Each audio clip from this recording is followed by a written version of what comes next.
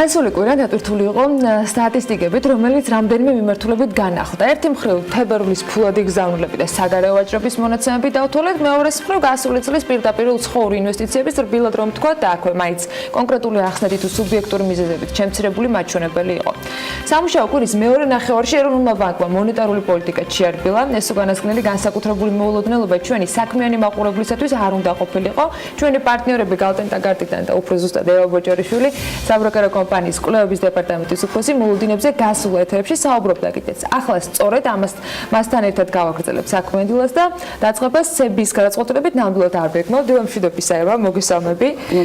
უხვრიცხვიანი ეთერი გველოდება.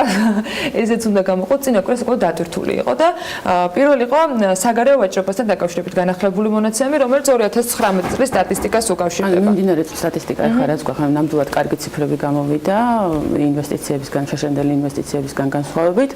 ექსპორტის ტემპი გვაქვს საკმაოდ დაჩქარებული, 19%-ით გაიზარდა თებერვალში, როცა იანვარში იყო 7%-იანი ზრდა. საკმაოდ კარგი მაჩვენებელია და ასევე ფულად გზავნილებში 10%-იანი ზრდა ჰქონდა თებერვალში, წინა თვეში იყო 5%-იანი ზრდა. ამ მხრივ გვაქვს გაუმჯობესება. ეხლა რაც შეეხება თვითონ იმპორტში რა ხდება, არ გაზრდილა წინა წელთან შედარებით თებერვალში 0.6%-იანი ზრდა იყო მხოლოდ და წინა თვე არის კიდე მნიშვნელოვანი, თავდაპირველად რომ გამოვიდა ინფორმაცია 1%-იანი კლება იყო, ახლა დააკორექტირეს ეს ციფრიც და 0.4%-იანი კლება გვაქვს იანვარში იმპორტში. აქვე მინდა აღვნიშნო, რომ ეს დეტალური სტატისტიკა დღეს დაიდება და ძალიან მნიშვნელოვანია, რომ შევხედოთ ზოგადად რა ხდება იმპორტში, რატო არ იზრდება, ანუ ბოლო პერიოდის დინამიკას რასაც უყურებთ, ანუ ძირითადად იმპორტის შემცირებაზე გავლენას ახდენს ენერგომატარებლების იმპორტის შემცირება. აქ არის როგორც ნავთობი, ასევე გაზის იმპორტი, ანუ დანარჩენი საქონელი იმპორტი მაგალითად იანვარში რაც ჩვენ შევაფასეთ არის გაზრდილი, ამ შემთხვევაში გულისხმობ იმ საქონელს, რომელსაც ანუ რეგულაციების შეეხვა და განმარტებების კუთხით და საინტერესოა ახლა თებერვალში რა მოხდება და რომელსაც დღეს რო გამოქვეყნდება მომავალ კვირას მოგახსენებთ. ხა რაც შეეხება ფულად გზავნილებში, ანუ ტენდენციები. მოდი ექსპორტზე მინდა ვეკითხო აუცილებლად, რამ გაზარდა 19%, უფრო მეტი. დღეს გამოქვეყნდება ეს ვიცით წინასწარი, დღეს ქვეყნდება დეტალური სტატისტიკა. წინა თვეში ძირითადად რეექსპორტით ზრდით იყო გამოწვეული ექსპორტისა და დღეს დავინახავთ რა კატეგორიები გაიზარდა ექსპორტში.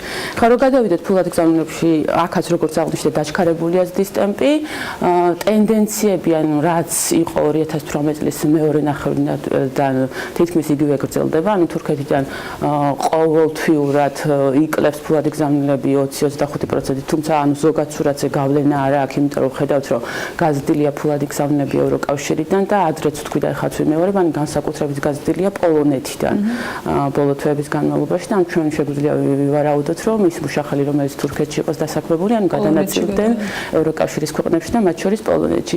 ხა თებერვალში გამოვყოფდი ამერიკის შეერთებული შტატებიდან მნიშვნელოვანს და ანუ ყველაზე დიდი კონტრიბუტორი, ანუ როგორც ინდივიდუალური ქვეყანა ამერიკა იყო, 54%-ით გაიზარდა ფულადი გზავნილები და ასევე ვინც ყველაზე დიდი წილი შეიტანა ინდივიდუალურად, ეს იყო იტალია და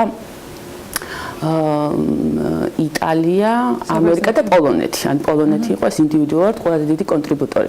ხა რაც შეეხება თურქეთი აღნიშნე, აგრეთ რუსეთიდანაც დაეცა ფულადი გზავნილები 5%-ით შემცირდა, თუმცა წინა თვეში იანვარში უფრო მეტად იყო შემცირებული დაახლოებით 10% და ეს ბოლო წლების ტენდენციაა, რომ რუსეთიდან ფულადი გზავნილები იკლებს, ევროკავშირიდან იმატებს, ანუ ეხლა რო შევხედოთ ზოგადად, ანუ ჯამური წილი ევროკავშირის წილი უკვე არის 40% და ეხლა თებერვალში 25% იყო მთლიან გზავნილებში რუსეთის წილი, ანუ ეს ტენდენციაც კვეწლებია გრძელდება. ხუთეული ერთგვარად არ იცვლება და ეს ხუთეული განსაზღვრავს 70-ზე მეტ პროცენტს ზუსტად მახსოვს რიცხვები იმ ფულადი გზავნილებისა, რომელიც საქართველოში შემოდის ყოველდღე. ძირითადად ანუ ევროკავშირის როგორც აღნიშნე, ევროკავშირის ქვეყნებიდან იზრდება და ახალი ქვეყნებიც ჩდება თვითონ ევროკავშირი, ამ შემთხვევაში პოლონეთი. ეხლა შედარებით არასასიამოვნო ნიუსზე რო გადავიდეთ, რაც შეეხება პირდაპირ უცხოური ინვესტიციებს, აქ იმდენჯერ უკვე იყო ამაზე საუბარი, შემცირებულია 25% წლიურად, თუმცა ხა GDP-სთან მიმართებაში რო შევხედოთ, იყო 7.6% და თუ ჩვენ არ შევხედავთ იმ წლებს 2014-17 წლებს, როდესაც BIP იყო, დაახლოებით იგივე მაჩვენებელია. ანუ გამოვაკლოთ ის პროექტები, რომელზეც ყველა კომენტარში, მათ შორის მთავრობის წევრებმა, ანალიტიკოსებმა, ეკონომისტებმა ისაუბრეს, გამოდის, რომ რეალურად FTI-ის მონაცემები არ არ არის შესრულებული. არ არის, კი, ანუ დააჯამოთ ახლა ესე უხეშად $800 მილიონი დააკლდა იმის გამო, რაც ჩამოთვლილია, ხო, ბიპი დასრულების ეტაპზე იყო. ანუ 2014-17 წლებში, ანუ ბიპი ყოველწლიურად $500 მილიონი იყო ხოლმე ბიპის დამიღებული ინვესტიცია, რაც ზრდიდა ჯამურ-სურათს. წელს მხოლოდ $200 მილიონი იყო ტრანსპორტის სფეროში, ანუ დააკლდა დაახლოებით $300 მილიონი. აგრეთვე განმარტება რომ იყო რომ ანუ უცხოური საწარმოები გაიყიდა, შეიძინეს ქართველმა რეზიდენტებმა, აქ გამოვყოფთ ჯეოსელს, ასტრაზგას, ლიკანს, აგრეთვე საქმეს მითითებული აქვს სხვა სექტორებში რაღაც სასტუმროები გაიყიდა, ოპერაციები უძრავი ქონებით მოხდა სხვადასხვა ოპერაციები და დაახლოებით $180 მილიონი შეამცირა ამან პირდაპირი ინვესტიციები და კიდე დამატებით არის ვალის გასტურება, რამაც $320 მილიონი შეამცირა და ჯამურად $800 მილიონი იყო შემცირება და ეს რო დავამატოთ ამ $1.2 მილიონს, რაც შემოვიდა შაშან, შეგვიძლია ჩავთვალოთ, რომ თითქმის უცვლელი იქნებოდა წინა წელთან შედარებით. საინტერესო არის ჩამონათვალი იმ ძირითადი მსხვილი ინვესტორებისა, რომელიც ფაქტობრივად უცვლელი არის. ძველი სტაბილური წევრები ყავს ამ ჩამონათვალზე შედარებით ახალი, მაგრამ ისიც უკვე მრავალწლიანი სტაჟით გამოცდილი კომპანიები არიან. თუმცა ახლა აი საქსტატმაც რომ დაანონსა, რომ დაიწყებენ მარტიდან გამოქვეყნებას, ანუ პირდაპირი უცხოური ინვესტიციების ნაშთებს, ძალიან საინტერესო იქნება, იმიტომ რომ ხა ჩვენ გამოვითხოვოთ 20 უმსხვილესი კომპანია მეოთხე კვარტალში და ახლა ვთქვათ ციფრებში სხვა რაღაცას ხედავთ, 20 კომპანიას რო უყურებთ, სხვა რაღაც არის და უფრო კარგად გასაანალიზებლად გვჭირდება ნაშთებს შევხედოთ და ეს საქსტატმა დაანონსა და უფრო ნათელი სურათი გვექნება რა ხდება FDI-სთან დაკავშირებით. და შენც ახსენე მონეტარული პოლიტიკის გადაწყვეტილება შეამცირა ეროვნულ ბანკმა საპროცენტო განაკვეთი 6.5%-მდე, 0.25% პუნქტით. შარშან ივლისიდან დაიწყო პოლიტიკის განაკვეთის შემცირება ეტაპობრივად. წინასწარაც გაცხადებული ჰქონდათ პრინციპში. გაცხადებულიც ჰქონდათ და ეხლა რასაც იძახის ეროვნული ბანკი ამ ეტაპზე არ მოელის, რომ ფასების დის მიმართულებით რაღაც რისკები არსებობს. ახლა ამას ჩვენც ვხედავთ.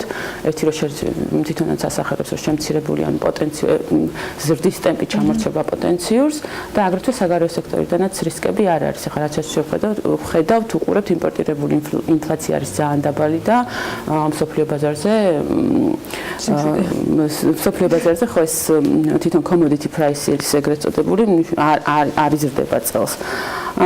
და ეროვნული ბანკი ასევე აღნიშნავს შემდგომ ტრაექტორიას, ანუ წელს კიდევ შეამცირებს თუ არა, აქ საგულისხმოა ის წინადადება, რომ თუ ეს მოთხოვნა დაუახლოვდება პოტენციურ დონეს, მაშინ არ შეამცირებს და თუ ჩამორჩენა ეს გაგრძელდება, შესაბამისად კვლავ განიხილავს წელს მონეტარული პოლიტიკის განაკვეთის შემცირებას. ამიტომ ეხლა აქედან გამომდინარე მნიშვნელოვანია დავაკვირდეთ ციფრებს. ანუ ციფრები განსაზღვრავს წინასწარ ამ მონეტარული პოლიტიკის განაკვეთის შემცირების სტრატეგიას. რომელმა ბანკმა გამოხმნა პრაქტიკულად არ იყო გამოხმაურებასთან დაკავშირებით ცესხებზე მოთხოვნა დღეს რამდენად არის გაზრდილი შემცირებული, უფრო გააკეთეს აქცენტი როგორც ჩვენ აღნიშნეთ, სწორედ ინფლაციის მაჩვენებაზე და საგარეო მდგომარეობაზე, რომელიც ეკონომიკაზე ახდენს გავლენას.